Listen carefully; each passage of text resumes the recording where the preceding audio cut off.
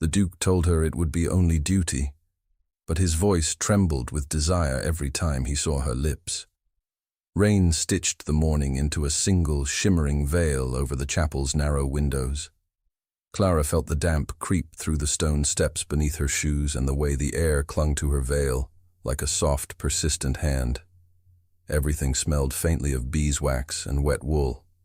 The organ murmured the last dignified bars, sending them under the arching timber like a blessing for restraint. The vows had been spoken with correct gravity. When he said duty, she heard how the word landed on the stone like a coin, honest, hard, clean. Yet when his gaze fell, uninvited and unguarded, to her mouth, his voice had trembled on the syllable that should have been unbreakable. The slip was so slight that no one else would have noticed. She did. It laced through her breath and tightened the ribbon at her spine. She knew enough of the world to say nothing. Guests exhaled and adjusted gloves. The rector shut the book with a quiet clap. A boy cleared his throat, preparing to change the hymnal numbers. Handbells murmured beyond the door. Gentlefolk shifted and rustled. Someone whispered that the rain was a good sign for a harvest, which was the sort of thing people said when they could not find a kinder lie. Clara's hands were steady.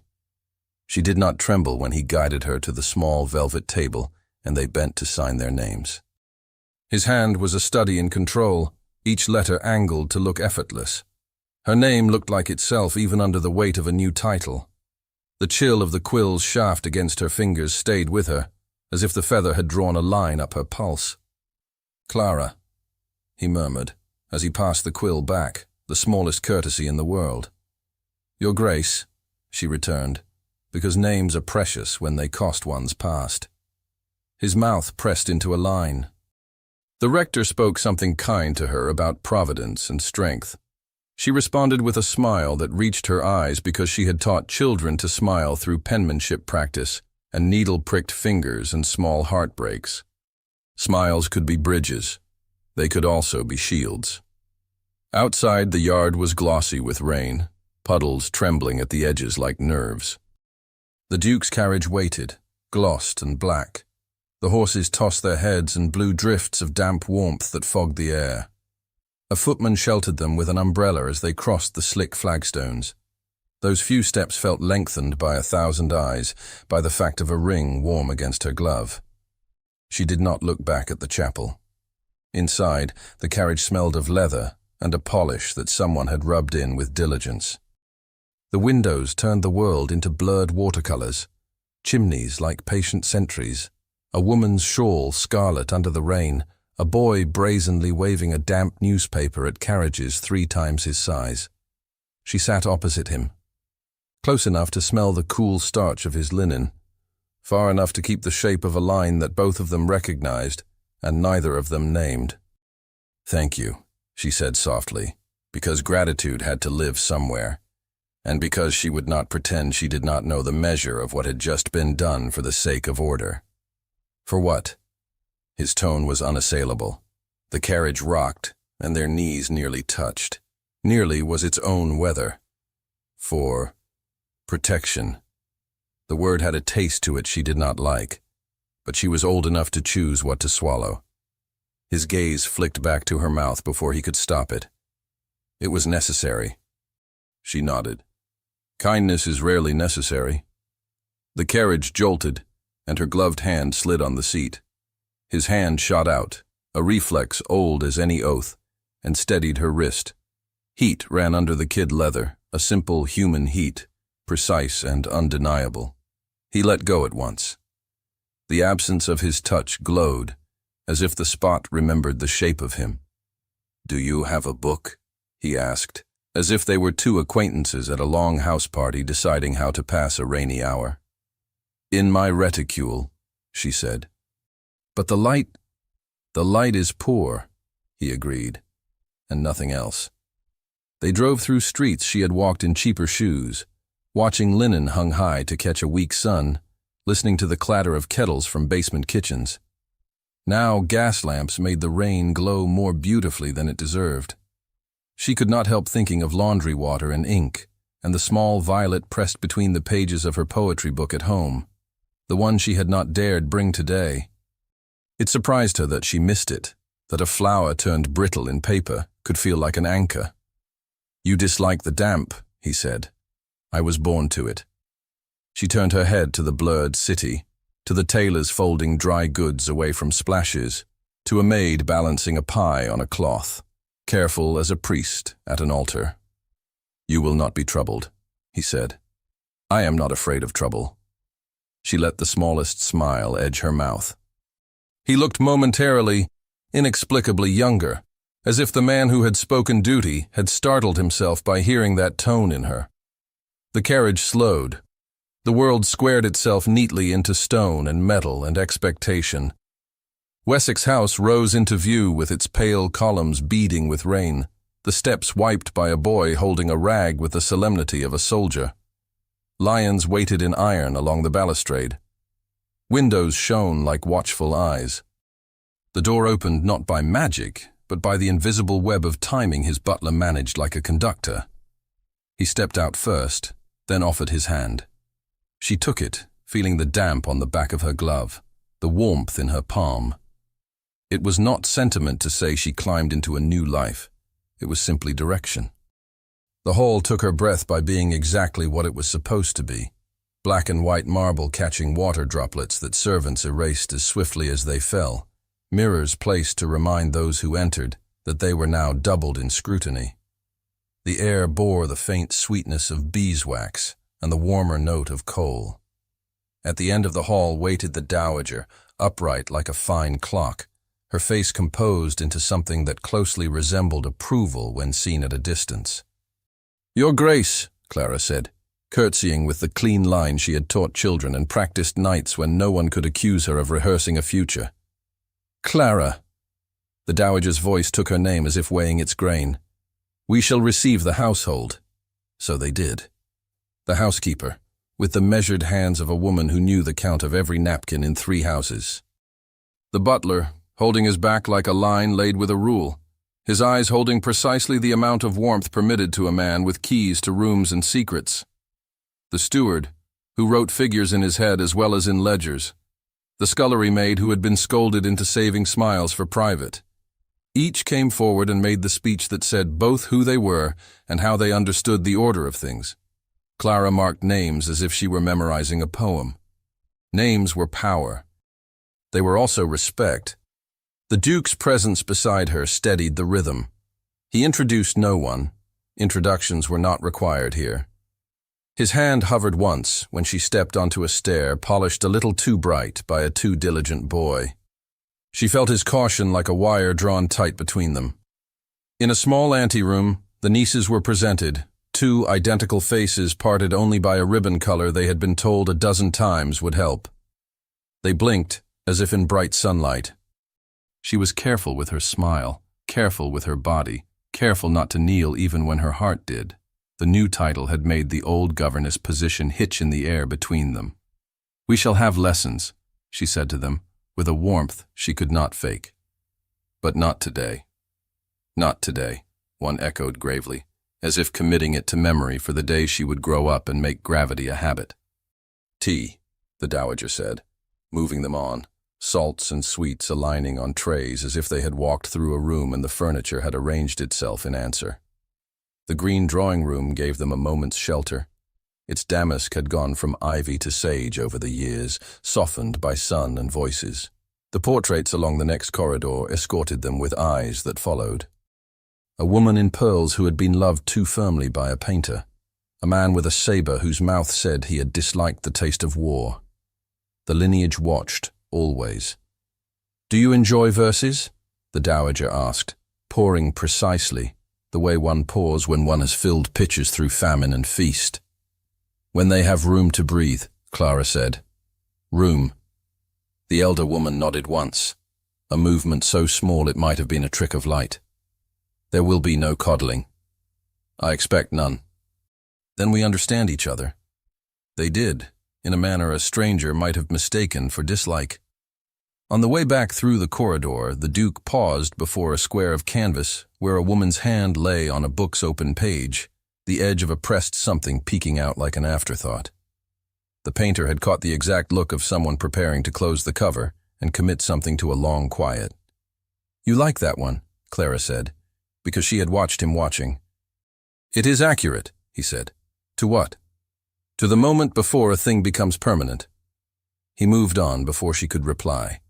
The dowager's steps set their cadence. Servants opened doors and shut them with hands that looked calm only because they had been trained to display calm. A maid pointedly dusted a corner, which meant that earlier someone had missed a thread of cobweb, and that tonight someone would repeat the principle by candlelight so it never occurred again. Afternoon in a great house is a creature with a will. It demands that cylinders be filled, that visits be made and refused, that cards be turned and sorted. A footman entered with a tray of calling cards, so new, their edges still held the bite of the paper knife. Some congratulated with sincerity, some with duty. The Duke did not react. Reaction was for rooms without mirrors. The butler asked if the household desired a slight harp in the next room to teach the house it was evening. The dowager declined. The house knew its own hours. Tea gave way to a scant meal the household would call dinner because they called the night meal supper and had done since a dowager 3 generations ago decreed it. Clara learned the tables of precedence with the same patience she had used for sons of merchants who thought they would never need such knowledge. The dowager's voice explained which ladies could be received at the same time and which must be met alone. The Duke added nothing. His attention went to logistics, letters that required answers, a tenant's question about hedgerows and boundaries next spring. He and his mother moved like 2 parts of a machine that had kept the doors of 3 properties opening and closing in precise harmony for years. And still, beneath the numbers and the trays, there was heat, like a coal banked deep. When Clara crossed a threshold, she felt him note her step. When she lifted a cup, the fine breath that fogged the porcelain reminded her how close his shoulder had been in the carriage. Twice, she caught him looking at her mouth. Twice, he looked away. Later, when the house had moved half a step from parade to private, he led her to the study, a room that seemed to hold at least 4 seasons at once. There was autumn in the smell of leather and beeswax, winter in the steady fire, a suggestion of spring in the green shade of the lamps, and summer in the warmth that clung to old wood where men had rested their arms through arguments and reconciliations, older than either of them. "This will be your desk," he said, indicating a smaller table near the window, "for household accounts you wish to see." His tone did not invite or forbid. It offered. "Thank you," she said. She did not sit. Sitting placed a person. She was not ready to discover what the chair meant. The dowager entered with the meticulous ease of someone who refuses to admit to fatigue. "I have sent word to those who must be told," she said. "A few ladies expect to call tomorrow. You will receive them with modesty and dignity. Few words, no confidences." "No confidences," Clara repeated, aware of the irony. "Your gown should be the grey," the dowager added, "with the lace that tells the truth about your taste." "Mother," the Duke said quietly, and the single word had in it a plea and a boundary. The older woman nodded, as if he had touched her hand. "I withdraw." For a breath, she let her fingers rest on the back of the smaller chair. The gesture was almost tender. Then she was gone. They were alone. The rain pressed its small hands more urgently against the panes. The house sighed and settled. From somewhere deep in the wall, a pipe ticked, as if to remind them that houses are animals that require tending. A light knock. The butler entered bearing a final small silver salver, as formally as he would have carried a tiara. On it lay a neat bundle of cards tied with twine. They were ordinary, and therefore ominous. Atop them, slightly askew, lay a small envelope whose paper had the wrong texture, rougher than it should have been, the sort used by men who wrote quickly and persons who could not afford to wait for fine things. The butler's expression did not move. His eyes attended to the grain of the desk. "Delivered with the last post, Your Grace," he said, "left without a card." The Duke reached, untied the twine, and sorted the cards into categories without seeming to think. Neighboring earls to be welcomed for supper within a month, city friends to be thanked, old obligations to be honored or, by deft delay, avoided. His fingers paused over the plain envelope as if a current had changed direction. Clara could see the seal from where she stood. Violet wax, pressed with a stamp so blurred it suggested a flower, or perhaps merely the idea of one. It was neither crest nor monogram. A country thing playing at city grace. For a moment, no one moved. The rain softened, listening. The fire tapped a log softly into place.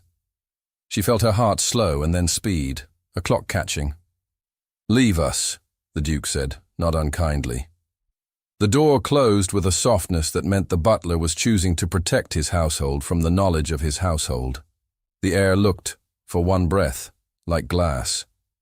"Strange choice of wax," the Duke said, almost conversational, as if naming the color gave it less power. "Perhaps the sender hoped to be mistaken for what they are not," she said, "or hoped to be remembered." "Which is worse?" she asked. He looked at her mouth again. It was not a sin. It was a surrender to a fact. His gaze rose at once to her eyes, apology and refusal braided tight. He slid a fingernail under the flap. The paper gave. He turned the envelope over in his hands, as carelessly as one might turn a coin, as carefully as one might cradle a faith. He seemed to weigh not the paper, but the hour. "Your Grace," she said, stepping nearer without quite meaning to. "Not everything delivered to a door deserves to cross a threshold." "And yet," he said. She understood. He lived by doors. He knew how to open and close them without making a home feel either besieged or hollow. He could not fail to answer a knock. A spark hissed in the grate and flew up the chimney, gone before it knew itself made. Her hands tightened in her gloves. She had not realized until this moment how much of her courage she had spent today. "Whatever it is," she whispered, surprising herself, "we will endure it." "We will endure it," he repeated, and the way he said, we made something low in her draw-breath. His thumb pressed the seal. The wax cracked. The wax cracked. Sebastian eased the flap open with a care he would have given a treaty. The paper inside was coarse, cut with a knife that had not been sharpened enough. Letters leaned as if they'd been pushed into formation. "Read," Clara said quietly, not moving closer and not moving away. He did. The first line tried for politeness and failed. The second made no attempt at all. It named no names and managed to touch every nerve. A laundry tub, a servant's hands, a house too grand to tolerate such stains. The final sentence landed like a boot heel. "A duchess forged of laundry water washes poorly in blue blood." Silence laid itself over the hearth's hiss. Sebastian felt, absurdly, the texture of the paper insist under his fingers, like sand rubbed into a wound. "Who carried it?" he asked, though the butler was gone, and the answer could not be fetched by wishing backward. "Someone who knows our door," Clara said. It was not accusation. It was simply true. He folded the sheet along the crease it had been given by the sender and laid it on the blotter. A line of violet wax crumbs marched toward the edge like petals. He brushed them into his palm and found he could not bear to toss them into the fire. "Keep the envelope," he said. "Hand, seal, dust." Clara's gaze flicked to his mouth and back up. "You think like a magistrate when you're hurt. I think like a steward when the roof leaks." He shut the drawer on the letter with a sound that calmed him, a sound of hinge and order. He rang the bell. The butler appeared as if he had been waiting at the door with his breath held. "Supper tray," Sebastian said, "and a private word with the steward. Side entrances and mews gate to be watched. Discretion." "Yes, Your Grace." "And send word to the housekeeper," Clara added, her voice steady. There was dust on the hall cornice near the second sconce. "It troubles me." The butler's eyes did not shift. "I will see to it at once, Your Grace." When the door shut, Sebastian found himself unwillingly aware of the sound of rain on the window. Each drop was a footstep translated to glass. He turned to Clara. She had moved to the hearth without seeming to cross the space, her hands folded as if they had found a prayer and were holding it without pressing too hard. "Are you afraid?" he asked. "I was born with less," she said. "I am only learning to carry more without dropping what I am." He felt the heat of the fire on his palm, where he had crushed the wax crumbs. It left a slick, faint scent of resin. He opened his hand and studied the purple dust like a man considering an omen. The door opened. The supper tray came in, steam lifting. The silver was old and honest. The tureen sent up a curl of warmth that fogged the lower panes. A plate for each of them. Bread cut in soldierly rectangles. Everything correct. "We'll be seen downstairs," he said. "Briefly. It is expected." She nodded. "And the letter?" "Locked," he said. "And remembered." He offered his arm. She took it. The closeness was a geography no map had drawn for them, and that both of them had to learn without tripping. He could smell the wool of her sleeve, the faint starch of her cuff, the citrus someone had rubbed into the mahogany in the hall earlier. In the smaller dining room reserved for intimate household observances, candles were banked so the light would be gracious but not indulgent. The housekeeper stood as sentinel at the sideboard, the butler at ease with rigid grace by the door.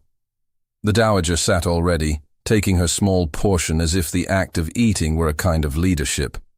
"You are late," she said. "We begin." "Mother," Sebastian said. Clara took her place. He watched her choose her seat, neither the head of the table nor the foot, neither reaching for proximity to authority nor hiding behind it. She sat as if she knew the table would change around that choice. The soup was hot, the flavor firm. Conversation was a sparse garden. "The household will observe new proprieties," the dowager said without ornament. "Your day will begin at 8 with the housekeeper's report. You will receive the wives of the families closest to our circle with proper precedence.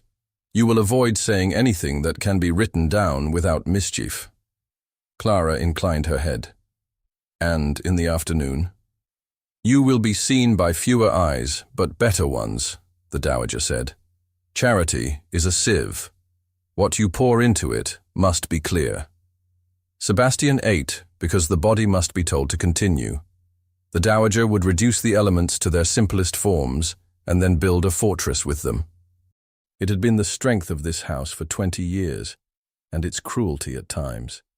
He watched Clara hold her spoon with a steadiness that said she understood that she sat in a machine and did not intend to be smashed by it. The housekeeper looked at Clara's sleeve and approved the mending that had been done invisibly.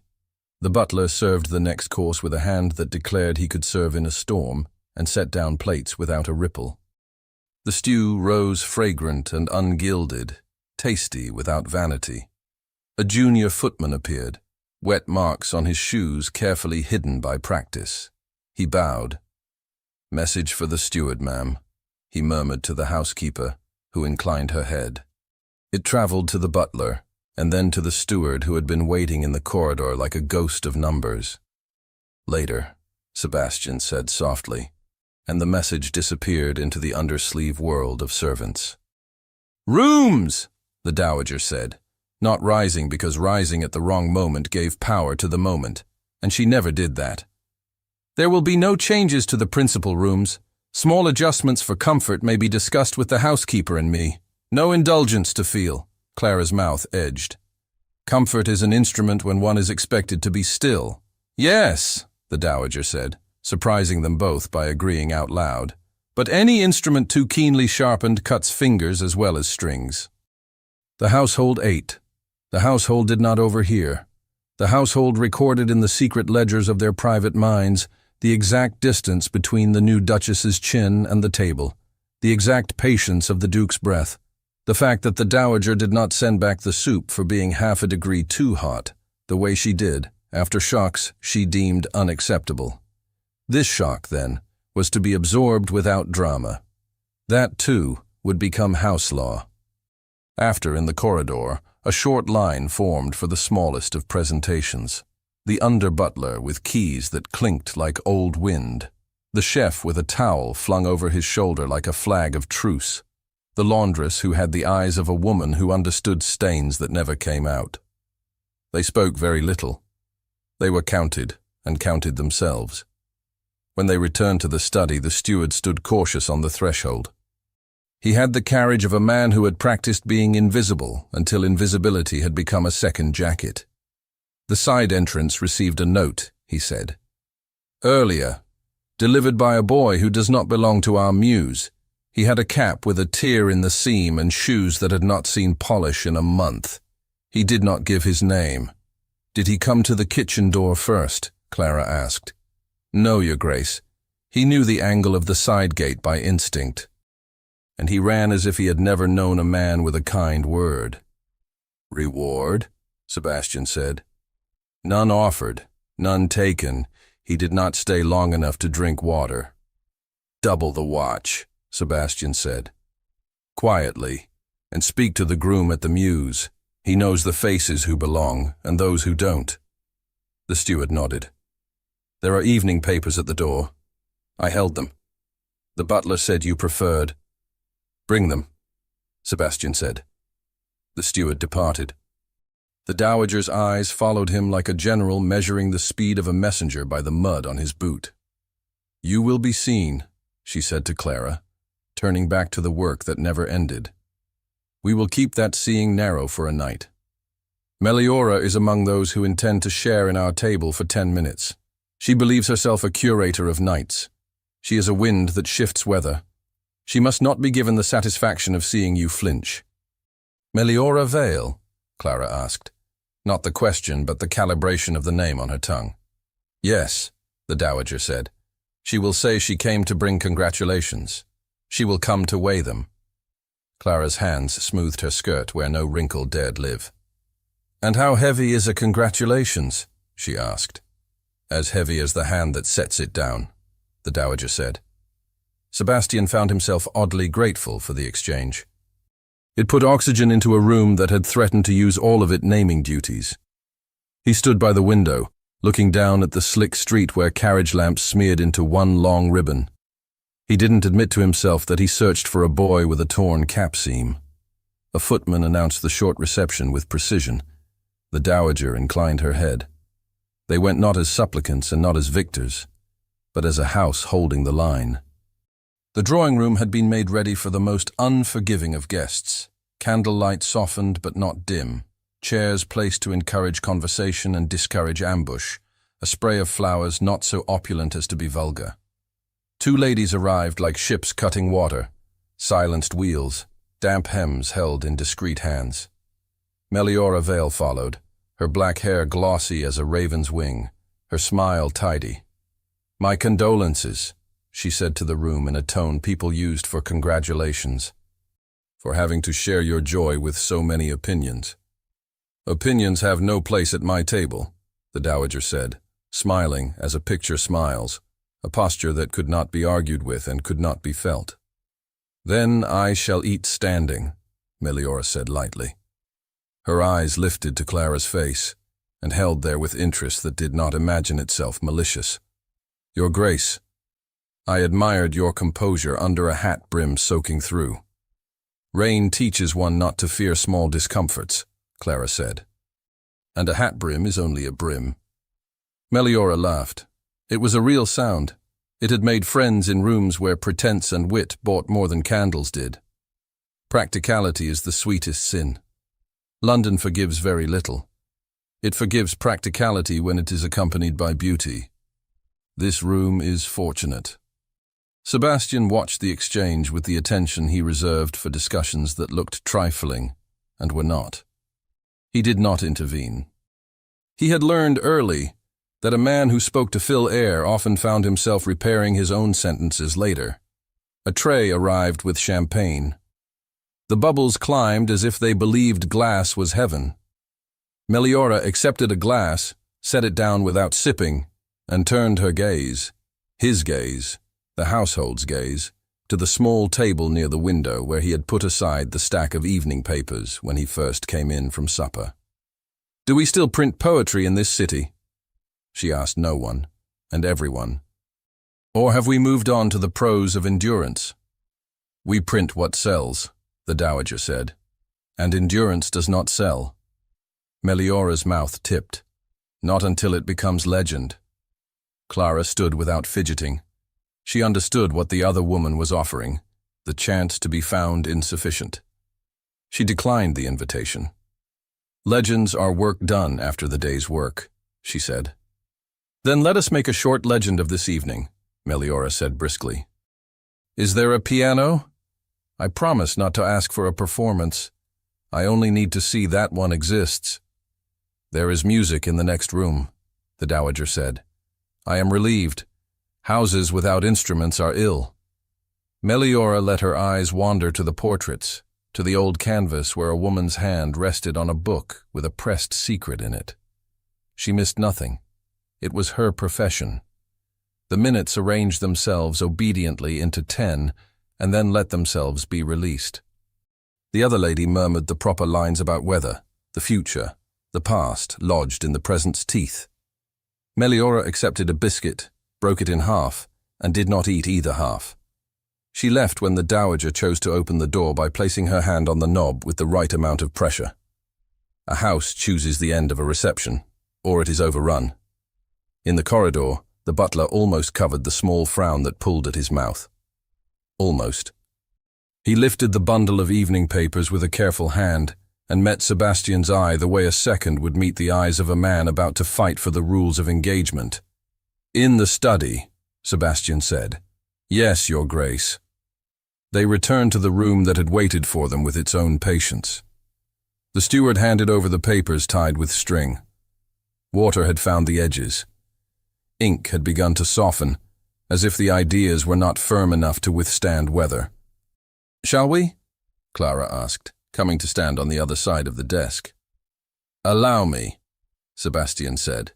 He reached for the string and unlooped it with a motion that bit into his fingertips. He had been chewed on by this city before. It had not left marks where anyone could see. That did not mean they were gone. He lifted the top paper. The masthead wore its respectable serif like a laurel wreath. He turned to the second page. He saw it before he read it. The column that wasn't a column, placed where all eyes would fall after politics and before advertisements. No signature. The paragraphs blacked in with a hand he had seen before, though not literally. It was a tone with a street and a chandelier inside it. He read. Clara did not breathe. The dowager did not sit. The butler, when he had delivered the bundle, had retreated the regulation 3 steps and closed the door with a courtesy that would have permitted armor to be donned in private. A grand house in Belgravia, the first line said. A wedding arranged with more speed than most can draw breath. A bride whose education took place under other roofs than those built by dukes. He read farther. The words did not print her name, but printed her story in a shade that would not wash out easily. There was a phrase here, clearly designed to be cooed in drawing rooms, workhouse-born duchess. There was a rumor placed like a needle in a cushion, an indiscretion predating the ceremony. The writer left room for deniability with exact care. There was no kindness. There was only skill. Clara said, "Do you recognize the hand that fed this mouth?" He kept his eyes on the paper, because lifting them would make him break something he could not glue back. Hand, no.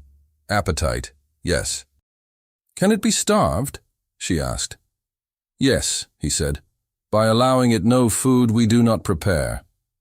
The dowager moved as if to speak, and then did not. She watched the way her son held the paper, how his fingers whitened only when the article touched on household preparedness, as if the insult to his stewardship were the insult he could not forgive. She shifted her weight in the smallest way, and a carriage groaned to a halt outside as if the city were answering the tilt of her body.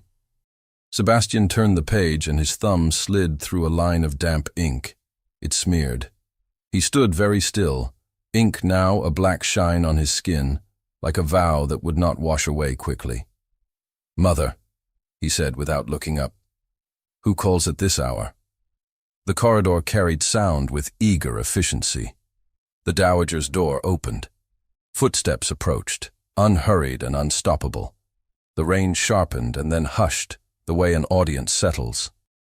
A door knocker sounded once, twice, a third time, each measured beat declaring itself a visit, not a raid.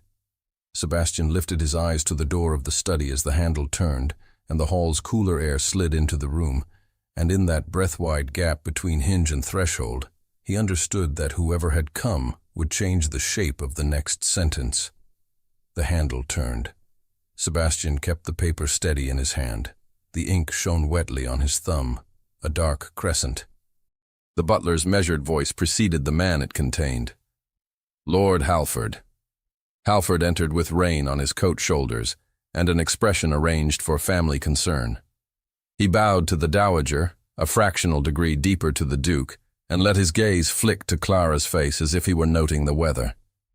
I came at once, he said. I hoped the papers would be a poor joke. They are not. Nor is this house, the dowager said. Close the door, Mr. Ellery. The door sighed shut. The house's breath changed. Halford advanced, removing a flattened packet from inside his coat. He laid it on the desk with the consideration one uses for an inconvenient heirloom. I found this among some old correspondence, he said, sent to me by a mutual acquaintance of the late Mrs. Strathmore's household. You remember, Aunt? She employed Miss Hartwell, beg pardon, the Duchess, in those years before her talents were recognized. The reference is unusual. Clara did not move closer. Sebastian stepped forward until the line between them and the desk narrowed to a point. He lifted the sheet. Familiar handwriting met him. Meticulous, firm, hers. The letter praised character and habit, careful to a fault. It lacked an original signature. At the bottom, the neat line of her name, drawn in her own hand. The author was dead. Halford said, gentle. A sad thing, but rules are rules. An unsigned reference is no reference at all. A copied reference is cheating. Clara's voice was very soft. It is copying if one is told to copy. It is forgery if one invents. Halford spread his hands. We must all hope to hear exactly that from the late scholar's lips. Sebastian gripped the paper. He could feel ridiculous detail, the cheapness of the stock. He could hear the angry speed of his own blood. What do you want, Halford? He asked. From you? Prudence. Halford's smile did not quite reach his eyes. From the house? Protection from a narrative that writes itself while you look the other way.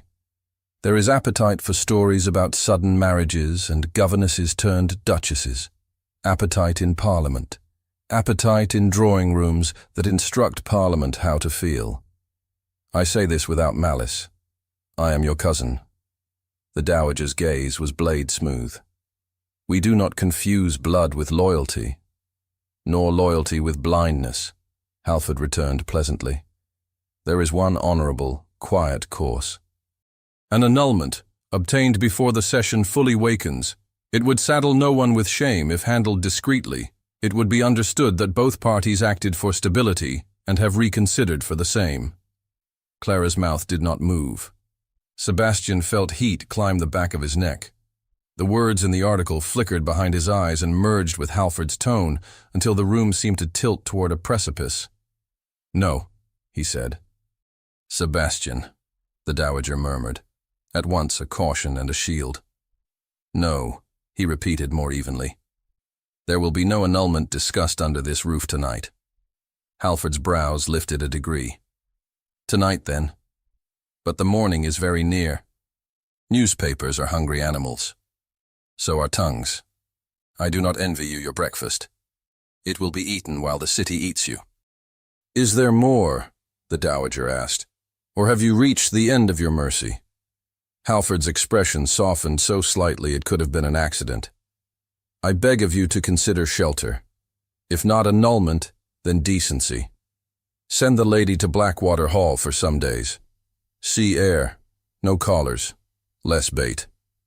Clara looked at Sebastian. He felt the look.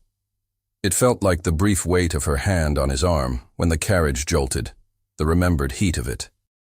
He held it for a breath and then looked away, not because he wished to, but because he could not guarantee his face. "That is a sensible suggestion," the Dowager said. "This house cannot be made a spectacle. Blackwater is not subject to the same traffic. Mr. Ellery," she said, raising her voice the smallest necessary amount, "we will need arrangements.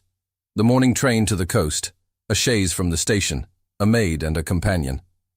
"Yes, Your Grace." "Sir," Sebastian said without turning his head, "see that they have sufficient comfort without ornament." Halford's gaze returned to Clara like a polite knife. "You understand this is not exile. It is prudence. You will be safer where the salt air rubs rumor thin." "Rumor," Clara said, "is contrary. It fattens on fresh air." "Then we must starve it," Sebastian said without humor. Halford inclined his head. "I am relieved to hear you speak of starving anything." "You have delivered what you came to deliver," the Dowager said. "You will excuse us." Halford smiled. "I love this house. I would not see its windows broken for the sake of a misplaced kindness." He bowed himself out with a clock's honesty. The door shut on the precise rhythm of his leaving. Silence opened its hands. The Dowager exhaled in a way that acknowledged neither defeat nor victory, only work.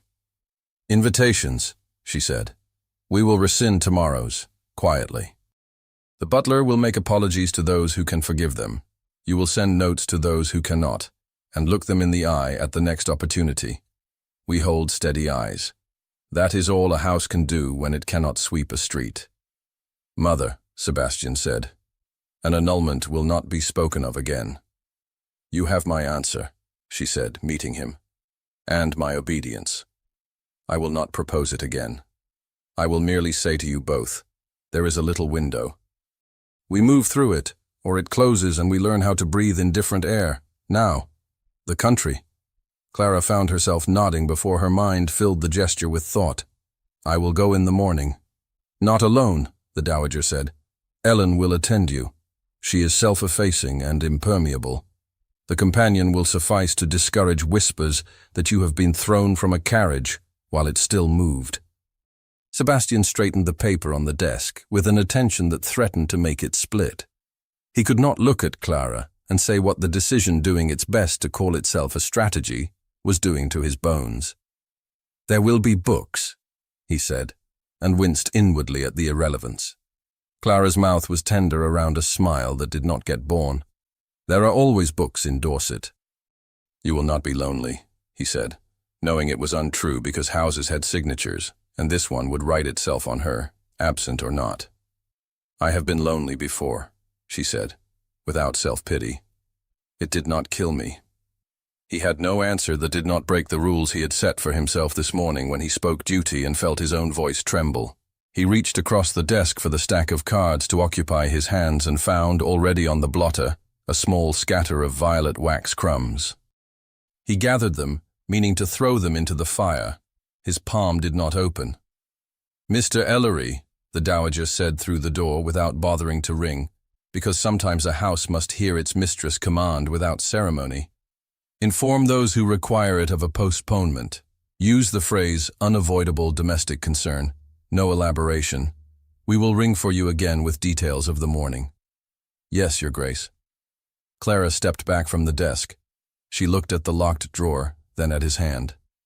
She drew a small breath, as if to memorize the smell of beeswax, coal smoke, rain, and something warmer she refused to name. Her eyes returned to his. They held calmly, the way a woman holds the reins of a steady animal, while thunder tries to make it remember it is a creature of fear. "I will pack," she said. The word made something in him plead. He did not let it out. "I will see you to the station." The Dowager did not object. She did not look pleased. She expected it. Expectation was the shape her love took when the world was watching. Clara turned to go. At the door she halted, as if a thought had only then placed itself within reach. She went back to the desk without apology. From her glove she tipped a pinch of the violet wax crumbs onto the edge of his blotter page, just where the ink pooled. The resin bruised the wet line. His thumb, when he set it there to move the page, came away smudged violet and black. A stain. she said quietly. So you remember to see it. He held her gaze. I will see nothing else.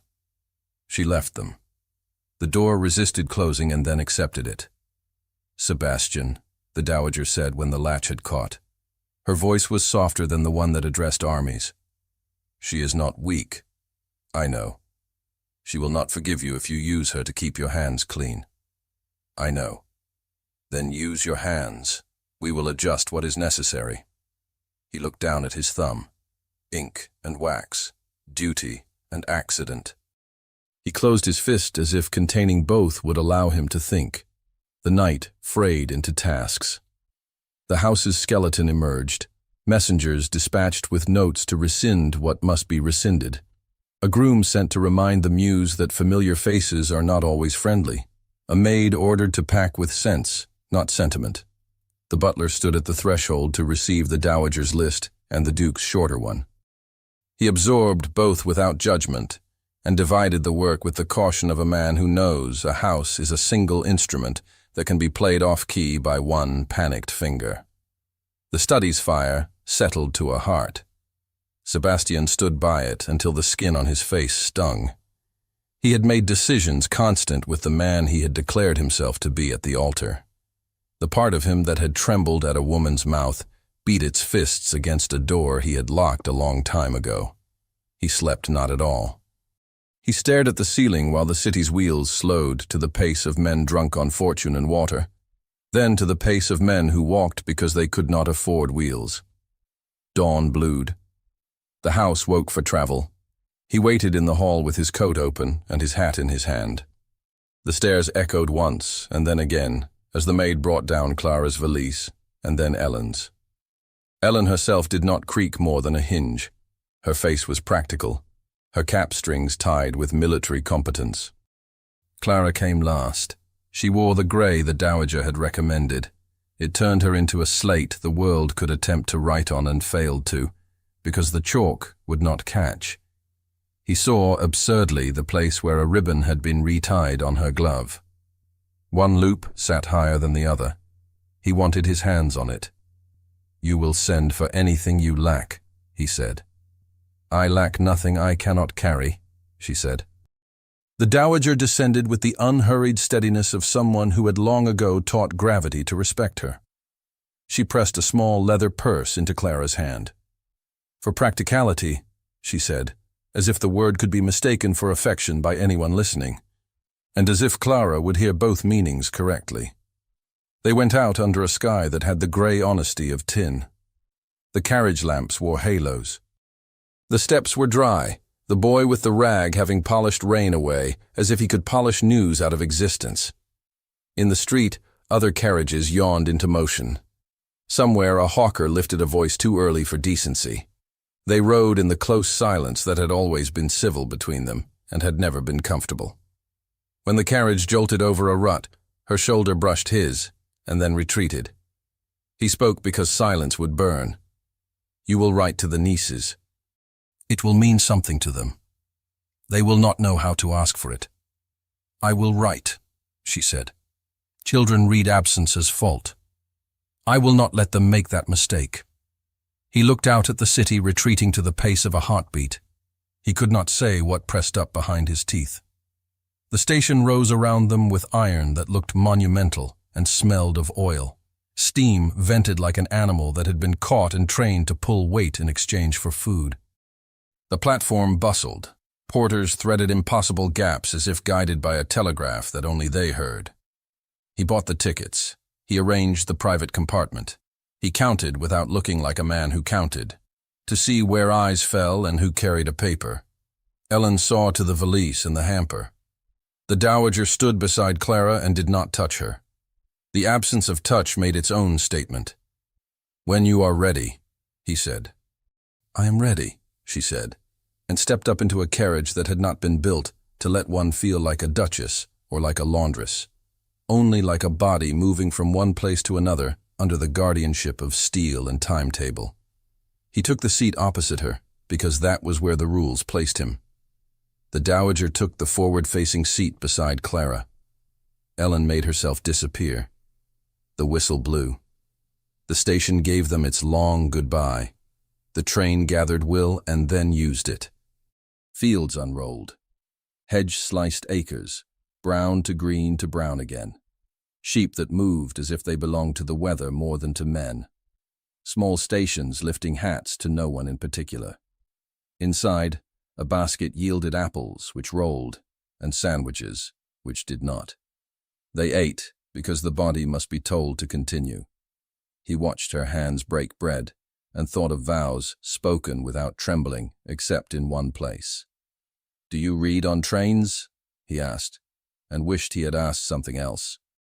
"When the track is smooth," she said, and looked at the window and its reflection of her face hovering over hedgerows. "I will send books," he said, "to Blackwater." She turned her head, the movement small and deliberate. "Then I will send you thanks." The city unstitched itself from them without ceremony. The fields sewed themselves to the sky with thread the color of salt. When the sea's breath entered the carriage, it was like a message in a tongue that remembered older promises than marriage. At the coastal station, the wind found their coats as if it had been waiting, and the scent of tar and wet rope stepped between their words. A post-chaise waited with wheels that had been oiled for exactly this sort of day. The driver nodded the number of times a driver nods when paid in advance. They climbed in. The road to Blackwater narrowed into lanes disciplined by hedges cut squarely by men who believed the old shapes were best. Blackwater Hall rose out of its trees as if it had taught the trees to grow that way to frame it properly. Its stone had taken storms and not complained. Windows kept their dignity in salt wind. The door opened, and the steward of the house, this house's steward, not the one in London, bowed with relief, poorly disguised as protocol. "Welcome, Your Grace," he said to Clara. "Welcome home," he said to the Duke, then adjusted, hearing what he had said. "Forgive me." "Your instinct is not wrong," Clara said gently. "Thank you." They crossed the threshold. The hall smelled of old fires and damp wool and something faintly chalky from the cliffs. Footmen took the valises as if they had been practicing taking these exact valises for a month. The housekeeper, different from London's but cut from the same durable cloth, assured the dowager that rooms were aired and coal buckets full, linen, fresh, bells, temperate. Ellen went to see where a kettle would boil. The dowager went to see where her standards could be hung. Sebastian stood in the hall that had once held schoolroom laughter at precise hours, and the muffled scuff of children told to remove muddy shoes before the schoolroom saw them. He remembered, too late and too vividly, Clara with a slate at a small table, the exact way she had corrected a crooked S and praised a brave, ugly B. The memory made a fist of his ribs. "I'll walk the garden," Clara said softly. "Only a moment." "Take your shawl," the dowager said. Clara stepped out into air that wanted everything. It pressed the smell of salt and growth at her. The kitchen garden's gravel path anchored her feet. The yews made tall corridors that disciplined the sky. Beyond, the sea remade itself every moment and never looked different. Voices carried over the low wall. The vicar's round vowels and the schoolmaster's thin, careful ones bent through the wind. "Lady Vale's gala tomorrow," the vicar said. Words tumbled, and then caught by a gust. "Crowded it will be, not for the canvases, no, but for the listening.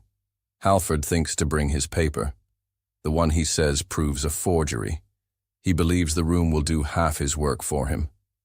"Shame," the schoolmaster said. "True or false, both wear the same dress at a distance."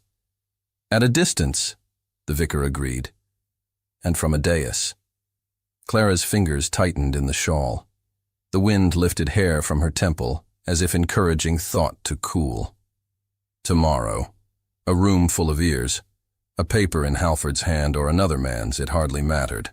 A story that would be told as if it had been true, because rooms forgave being wrong if they had been entertained.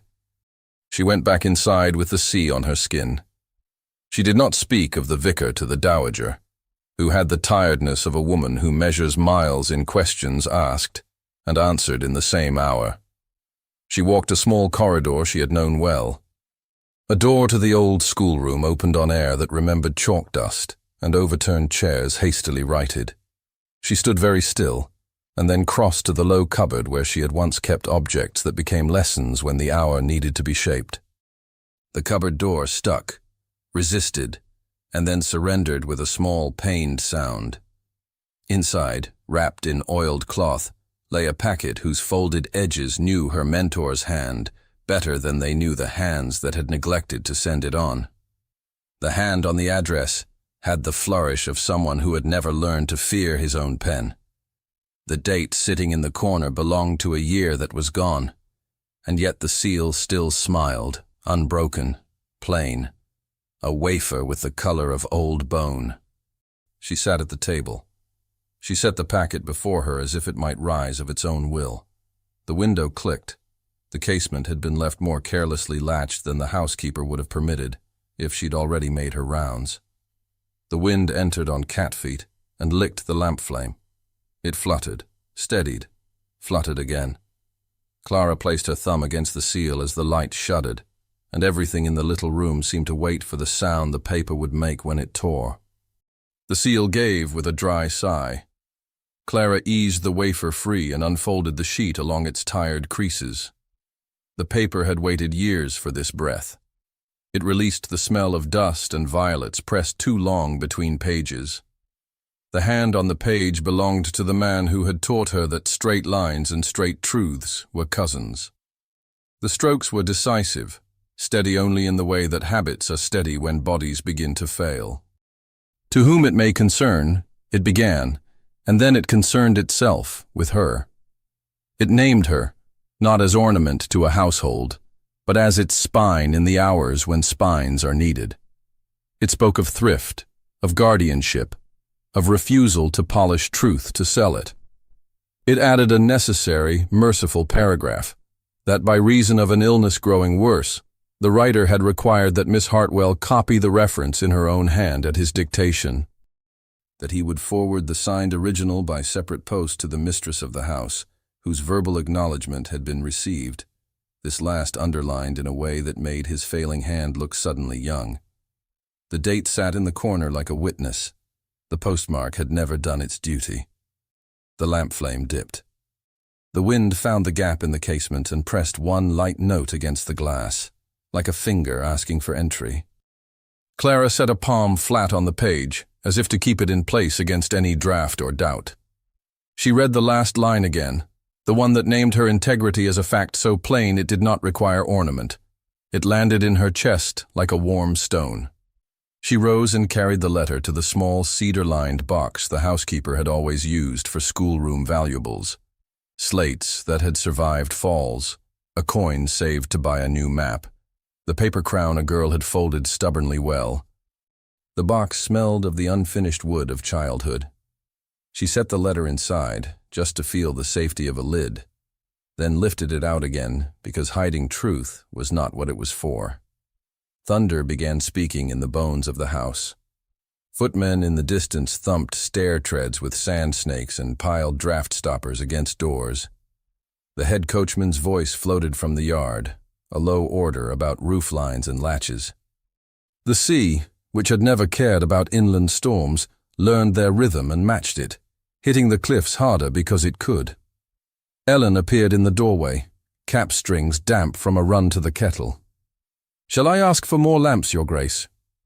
"Only one more," Clara said. "Set it on the hearth table." She smoothed the letter once with her palm, as if it were a child's hair, and let breath leave her. She thought of the kitchen garden gravel still on the hems of her skirt, and of words carried over a low wall. Tomorrow. A room that would listen the way a storm listens for a house that will fall. She tucked the letter into her folio, then into the pocket of her gown. A pocket is meant for bread, a handkerchief, a key. Tonight it held a thing that could change the shape of a morning. Horses clattered in the yard, hooves ringing harder than an ordinary arrival.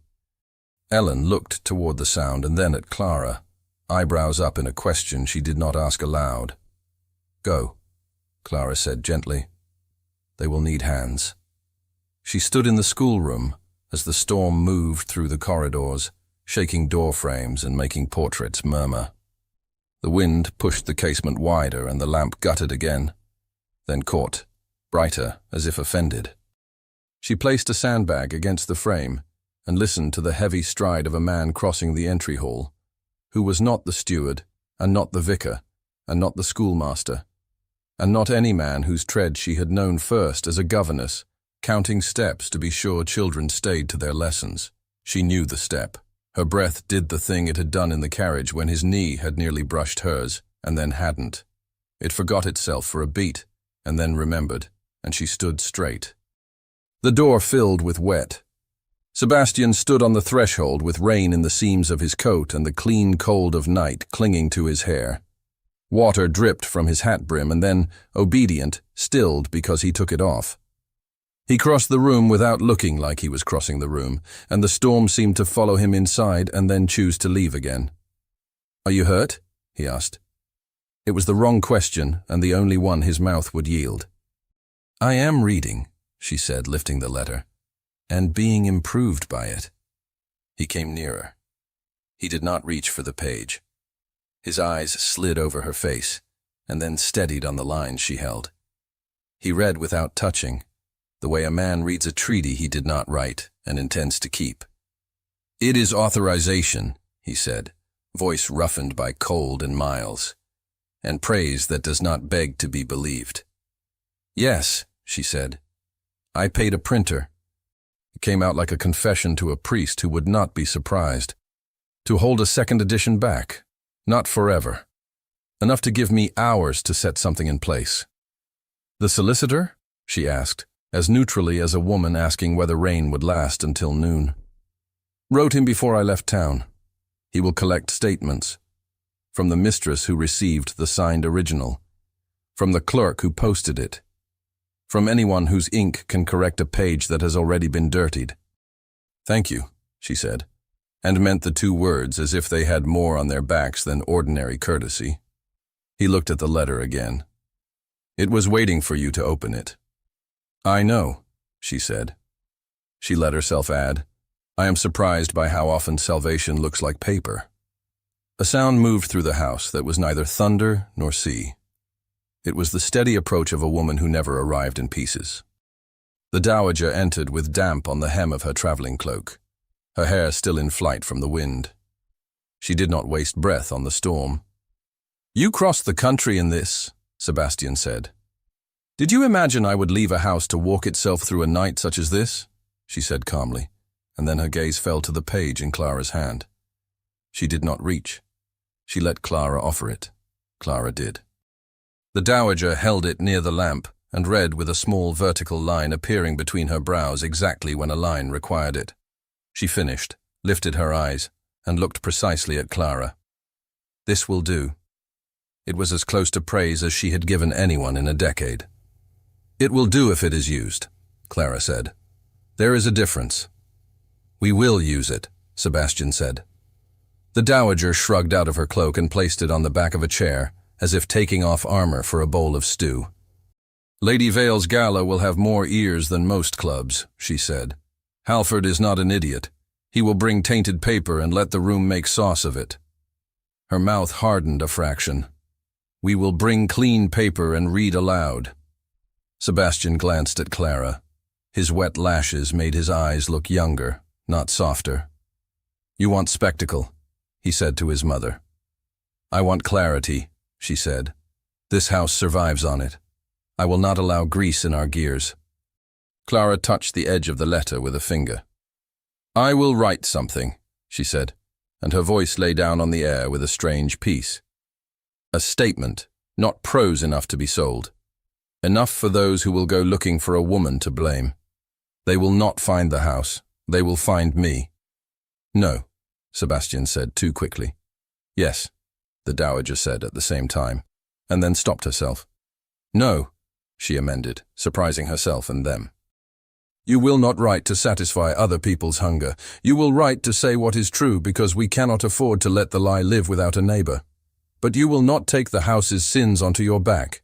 We have our own backs." "I will say I copied under instruction," Clara said. I will say the oversight of the signature was administrative, not moral. I will say what is human. Sebastian scrubbed a hand over his jaw and then lowered it when he remembered Rain. You will not say you deceived anyone. I will say I did not, she returned. You should not have to say it for me. The dowager's gaze traveled from one face to the other, registering weather. She opened a small reticule she had tied under her cloak and drew out a folded square of linen. My mother's, she said, holding the handkerchief out.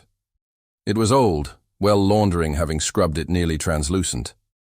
Tiny violets ran along the border, worked by hands patient enough to mirror leaves without counting. For the pocket that carries your paper. Clara took it as if it were a chalice. The linen was cool and smelled faintly of lavender that had lived in drawers for years. She folded it over the letter and tucked both into the folio. The dowager's hand paused in the air for a moment longer than habit demanded, then withdrew, as if a piece of furniture had been moved to reveal a place where sunlight had always fallen, but dust had kept it secret. Sit, the dowager said briskly. Both of you. There is meat left from dinner. The fire is sound. The roof obeys us tonight. We will put the plan in order. They sat by the hearth as the storm tested the windows and failed to find a way in. The heat on Clara's shins made her aware of how cold the rest of her was. Sebastian removed his coat and laid it to steam on a chair back. He sat with the posture of a man who has learned how to keep his torso still while his head plans, the way generals read maps and men in crowded houses think of privacy by letting breath go quiet. Vale will have a clerk, the dowager said. They always have clerks when the night requires more than wine. We will allow a copy to be made. The original will return to us. The clerk will carry the copy into rooms where rumors roost. The copy will not blush. It will do more good than any private assurance we can issue. I will read it, Sebastian said. Clara swallowed. Should you? It explains my hand. It explains my care, he said, and my failure to prevent your pain. I will not put you between yourself and every mouth in London, and then stand in the back of the room to evaluate your diction. She did not speak. He became acutely aware of the warmth of the fire on his palms. He turned them toward it, then toward her, 1/2 degree.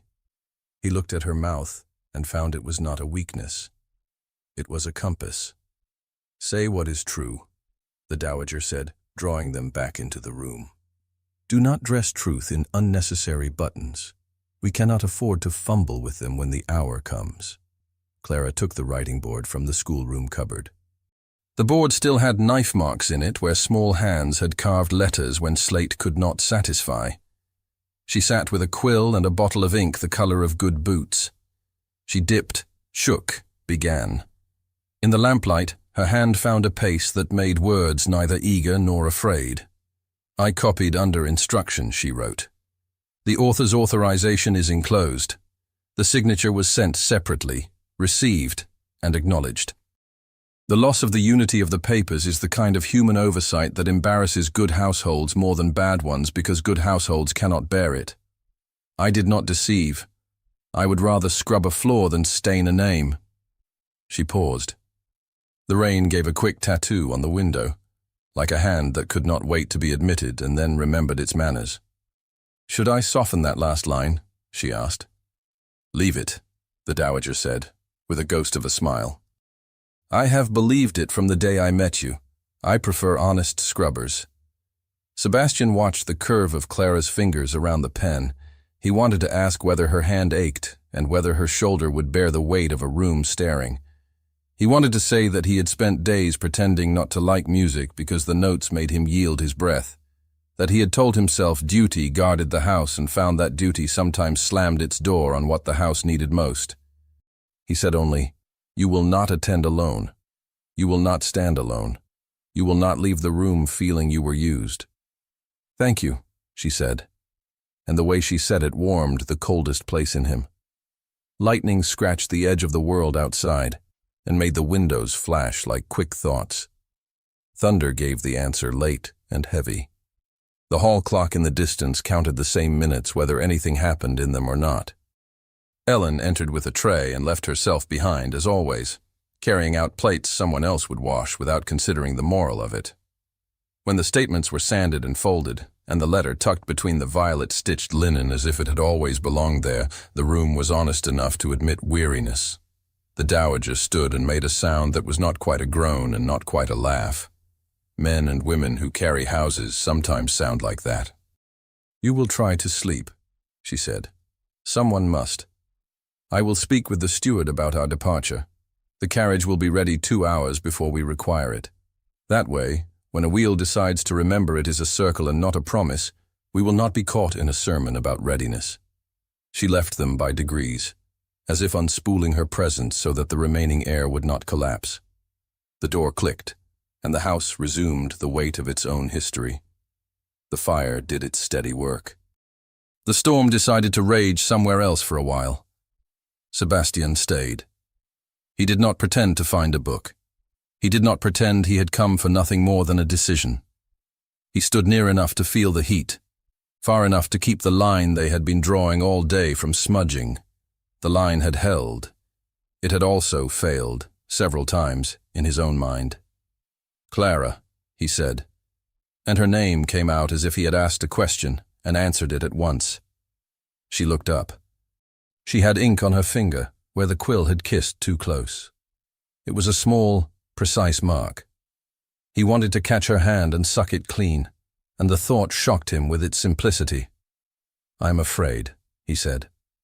It sounded like surrender. "Not of insults, though I dislike them. Not of Parliament, I know its games. Not of Vale, who can be kind when kindness gets more readers than cruelty. I am afraid of needing what I cannot control." Her face softened and then steadied, because softness in a storm is a waste if it cannot hold shape. "Needing is not a sin," she said. "It makes me stupid," he said, near enough to a smile to count as confession. "And brave, which is worse. I told you today what I had taught myself to say for years. Duty. Duty is the word I used to tame myself. I am discovering that the animal I tamed learned not to bite only because it was locked in a room alone." Oh, she put the pen in the stand as if laying down a small sword. "I have been hungry," she said. "Hunger taught me to be careful. You do not feed a starving thing by hurling meat at it. You bring it close. You let it smell what is safe. You teach it hands." His throat worked. "I am very bad at this." "I am very good at it," she said, with that shade of wit that had held up schoolrooms on rainy days in February. "Consider taking instruction." He breathed out in a way that sounded like consent, and then like apology. He did not move toward her. He warmed his hands and then his courage, and then, finally, moved one step nearer. The room acknowledged the step by keeping its silence and not asking for more. "We will be early," he said, not looking at the clock because time would take its own pace regardless. "We will arrive before talking begins, and make our own words the measure by which the room must weigh everything else. We will not blush." "We will blush and pretend not to," she corrected gently. He nodded. Honesty had crept into the corners. It was less drafty there. They parted with nothing more than a shared look that had in it the night, the storm, the handkerchief stitched with violets and years, and a page that had waited to be read. He slept in a chair in the next room because beds were too heavy tonight and chairs kept a man honest. When the world cooled to the color before light, Blackwater Hall held its breath. The sea stopped shouting and began to argue quietly with the cliff. The wind remembered how to be a friend again. Footsteps murmured in distant corridors as men checked harness and women laid out clothes that could be donned without thought. Clara pinned the violet-stitched handkerchief around the folio so the linen embraced the leather like two sensible people on a boat. She smoothed her gown with hands that had confidence in cotton and thread. She stood in the small light that comes first to houses that face weather and did not argue with it. Her heart went steady, then quick, then steady again. She opened the door on the same beat that the door across the narrow corridor opened. Sebastian stood there, travel-ready, hat in his hand, as if the night had shaped him into this precise outline, and then presented him to her as proof that some plans survive storms. "Clara," he said. "Sebastian," she said. They turned together toward the day that would test them, and without haste or drama stepped forward. Sebastian closed the door behind them and felt the corridor hold its breath, as if stone learned patience when two people agreed to be brave.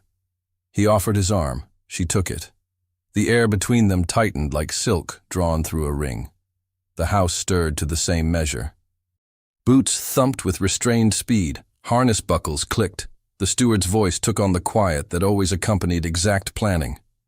Outside, the sky wore a weary gray, but the wind had folded its worst and knelt. They walked to the carriage without talk. He sensed her steadiness like a low fire. He carried the folio himself. The leather felt warm and inevitable in his hand. The dowager stood at the steps with her cloak about her shoulders and the look of a woman who refused to let the elements decide her day. "In good time," she said. "In good time," he answered. The road from Blackwater to the station rolled under the wheels as if welcoming decision. Hedgerows bristled. A shepherd lifted his cap. A dog ran the fence line and approved of punctuality. Steam and soot took them in at the platform. Sebastian chose a compartment where the light fell kindly on faces without forgiving flaws. He sat opposite Clara again because rules, and because his heart could not yet bear the closer place without speaking in a language it had outlawed too long. The train sighed and committed. The dowager adjusted her gloves and looked out without seeing the pasture. Ellen performed the miracle of making tea in a carriage hurtling toward London. Clara held her folio wrapped in violet-stitched linen against her lap, her hand resting on it like a promise that required no words. "Will we be early?" she asked, eyes on the window. "We will," Sebastian said. "We will arrive before the room finds its appetite.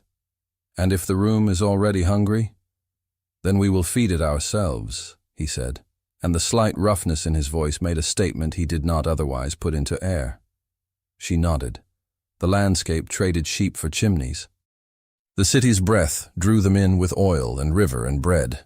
Wessex House received them with efficient gratitude. The dowager vanished into her discipline. Ellen vanished to see that pins knew their duty.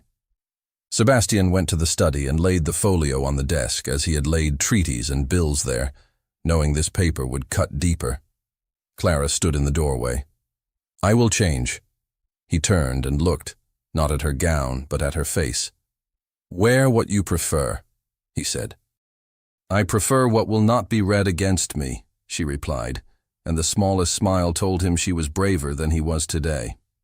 He changed with the quickness of a man who has done this in worse hours, added one thing only, a darker waistcoat that left no distraction for eyes to rest upon. He gathered the folio again. It seemed heavy and light at once. The carriage set them down at Lady Vale's steps, just as lamps were being adjusted to flatter the rooms. Music tested its throat behind a closed door. A footman in livery, as precise as a line of type, opened and took their names as if names were coins to be counted, not curiosities to be examined. The entry air smelled of beeswax, spirits in crystal, and the faint acidity of expectation. Clara entered on the dowager's left. She felt the warmth of the older woman like a spine of oak beside her. She kept the folio close, head high, breath even. The hall opened like a theater, showing runners, lanterns, a spill of people who knew how to be watched. Light picked up pearls and pins. The floor asked their steps to be certain and received them accordingly.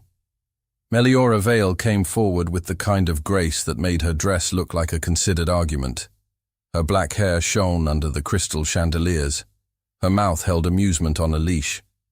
"Your Grace," she said to the dowager, acknowledging authority before turning to Clara.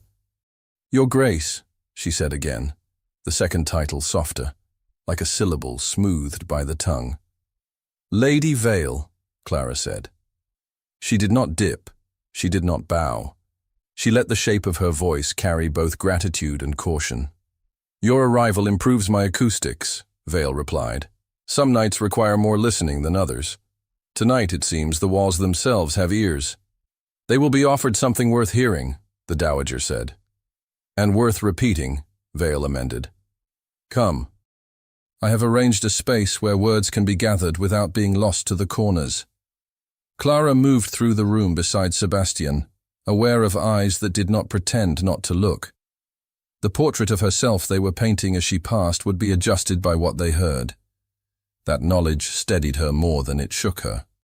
She kept her gaze on humane things, the smudge left by a florist on a vase, the slight stagger of a chair leg mended well but not perfectly, the way light glanced off a woman's ring as she hid her hand in her shawl. Lord Halford materialized like a man built from murmurs. His expression balanced pity and prudence on a blade. Cousin, he said to Sebastian, low, a generous knight to show resolve. Resolve does not require generosity, Sebastian said. It does when it hopes to be loved, Halford returned, glancing at Clara's folio as if he could see through linen. Clara met his eyes. You brought a paper, she said, and a room to read it for you. I brought care, he said, smiling, for a dynasty.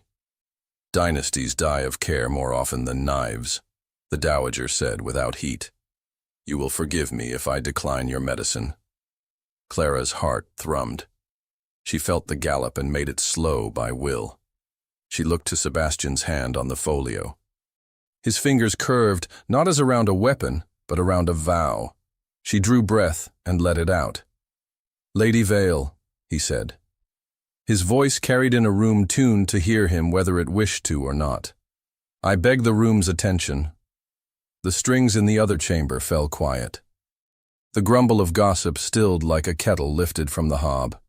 People turned their heads always so slightly, the way a field of wheat takes wind. Meliora Vale did the work that made her vital and dangerous. She rose from hearing to hosting. Friends, she said to the air she could shape. We have become a place for art in more forms than paint. The Duke of Wessex has requests to make of our ears. I beg you to grant him that courtesy. Sebastian stepped into the space she made. He did not mount a dais. He did not seek a chair. He stood where any voice could be heard. He unwrapped the handkerchief with its violets. The linen caught light. He laid it aside as carefully as if it held warmth. My cousin has brought a story, he said. I have brought a letter. The letter is older than the story. It is also true. He opened the folio and lifted the page. He did not read in a flourish. He read as he would in his own study at a table that had long ago learned not to be impressed. To whom it may concern, he began, and it concerned them all. He read the lines that named Clara without ornament. He read the instruction to copy, the reason given in ink that did not tremble even if the hand had. He read the line that said the original signature had been sent separately and received. He read the praise that did not beg. He read dates that put this paper beyond yesterday's appetite. He lowered the page. The room did not applaud. It breathed. The kind of breath that suggests ribs are loosening after a binding. Lord Halford's smile held. It cost him more to keep it. Authorization can be manufactured, he said softly to a cluster that had hoped for more entertainment. Not this one, Meliora Vale said, just as softly, which in this room became louder. My clerk will copy the letter after we have all had eyes on it.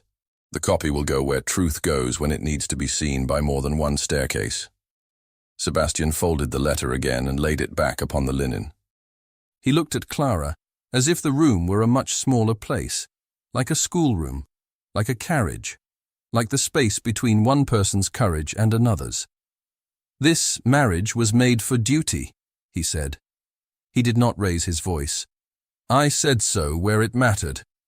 I do not recant because the word is uglier now than it was yesterday. I say only that duty brought me to a woman whose integrity exceeds any title I can bestow, and tonight I choose my fate with her openly. A murmur threaded the edges. It did not sound like dissent. It sounded like curtains opening. He turned to her in the same movement and offered his hand. It was not a flourish. It was an addition to the sentence he had just spoken. Dance with me, he said. It was not a question that expected a refusal. It was a question that invited her to declare herself. Clara stepped into the space with him. The first waltz had already begun, and then stopped. Now it began again, as if the musicians had merely been practicing until the right bodies stood ready. The room widened and narrowed in pleasing alternation, the way rooms do when they approve. "Are you prepared to be watched?" Sebastian asked under the music. "I have been watched all my life," she answered. "I am ready to be seen." His hand found the small of her back with a care that made the hand feel like thought, not possession. She rested her gloved fingers against his shoulder. The hush that followed was not a silence. It was attention given in good faith. They turned. They stepped. The floor held. The music laced around them as if a tailor with excellent habits had been given their breath as cloth. He looked at her mouth and did not look away. She met his gaze without pity. "What do you need?" she asked, voice low. "To say that I love you without making it a weapon or a shield," he said. "Then say it as a tool," she returned. "We have work." "I love you," he said, and it felt like laying down something heavy that had been mistaken for virtue. "I love you," she said back, not because the room would reward it, but because the words were tired of waiting. They turned again. The world steadied around their declaration like a compass finding north. The dowager, standing where light could mistake sternness for devotion, allowed her mouth to ease by a fraction. She did not clap. She approved. Meliora Vale watched with the look of a woman who had just gained a better story than the one she had hoped for. She touched the arm of her clerk. "Copy every stroke," she said. "Everything. The letter and the change of air." Lord Halford stood among persons who began, in the smallest ways, to turn their shoulders away from him. It did not happen in dramatics.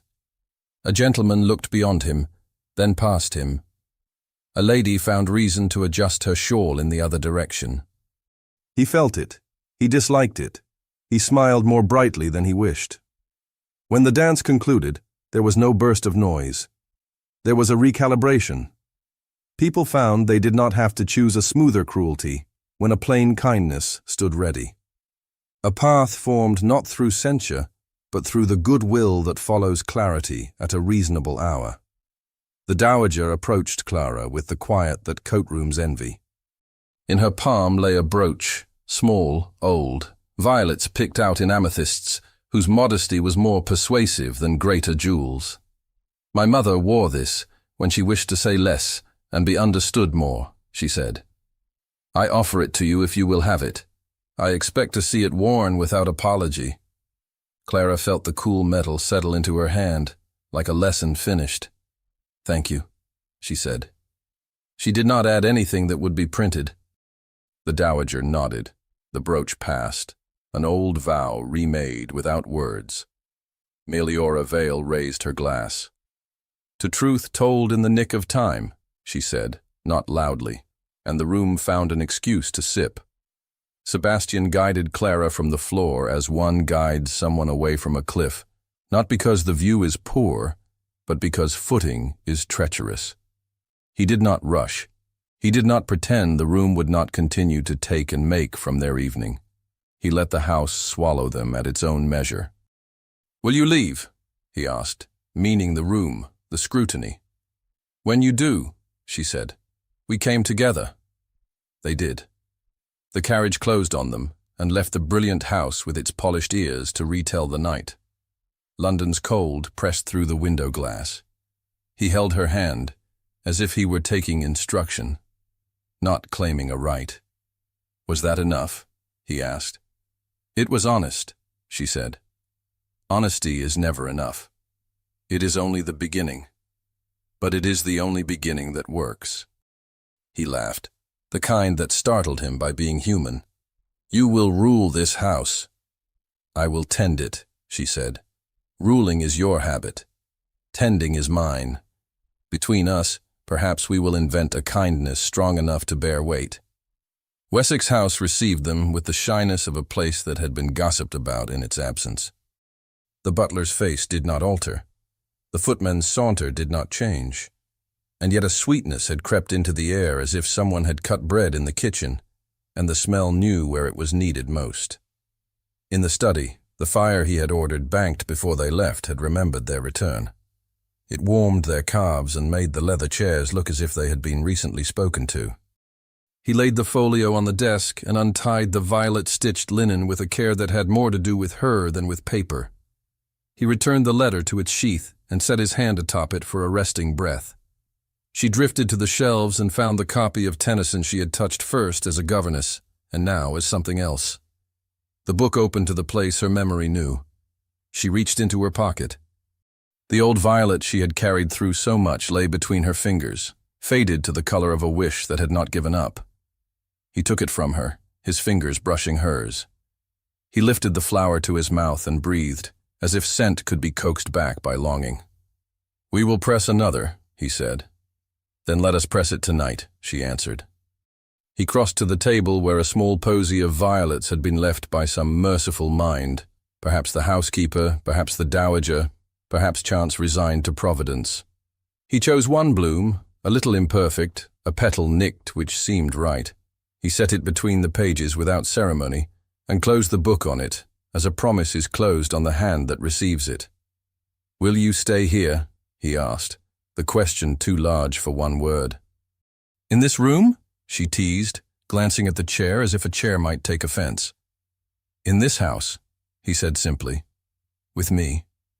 Without duty to shield me from the cost of being the man I am with you." "With you," she said, a phrase that warmed the corners. "I will stay with you." He gathered her hand. He bent and kissed the glove, then the tender inside of her wrist where pulse told both of them a story older than language. He did not hurry. Reverence was not a performance. It was a way of not wasting a moment. "Sebastian," she said. "Clara," he answered. They stood in their study while London thought its loud thoughts elsewhere. The room breathed with them. The violet inside the book settled to its new purpose.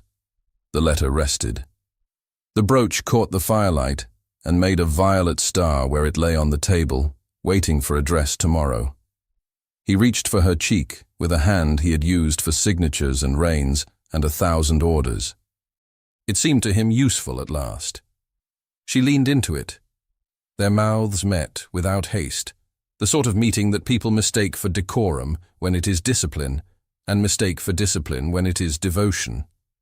He drew back first because he wanted the sight of her astonishment more than the taste of it.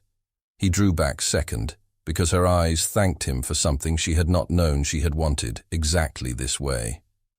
"I will not be clever about you," he said. "I have been clever for years. I am tired of it." "Then be true," she said. "It is harder. It is also kinder." He smiled. It looked like a man who remembered music after deciding to pretend he was deaf. "Teach me," he whispered. "I will," she promised, and the promise had the gravity of vows and the lightness of laughter waiting at the edges. They sat, not because fatigue demanded it, but because chairs were made to hold two people who had stopped running. The fire lowered itself by degrees. The house ticked. The city knocked and was not admitted. Outside, the rain had wandered away. The lamps on the opposite pavement wore halos for nobody. Had anyone looked up, they would have seen in one high window a glow that said a house was awake not for fear, but for joy. Within, a duke and a duchess placed a violet in a book and let silence do the rest. Thank you so much for listening to this story all the way to the end. We hope it moved you as much as it moved us while telling it. We'd love to hear your thoughts. Leave us a comment telling us where you're listening from and what you liked the most. Rate this story from 0 to 10. What score would you give it? If you enjoyed this story, don't forget to subscribe to the channel and leave a like as a show of support. That really motivates us to keep creating and sharing more stories full of emotion and life lessons. And before we go, we want to remind you that an exciting and heartwarming story recommendation will appear on the final screen. If you'd like to enjoy it, just click on the video. Thank you once again for being here, and we'll see you in the next story.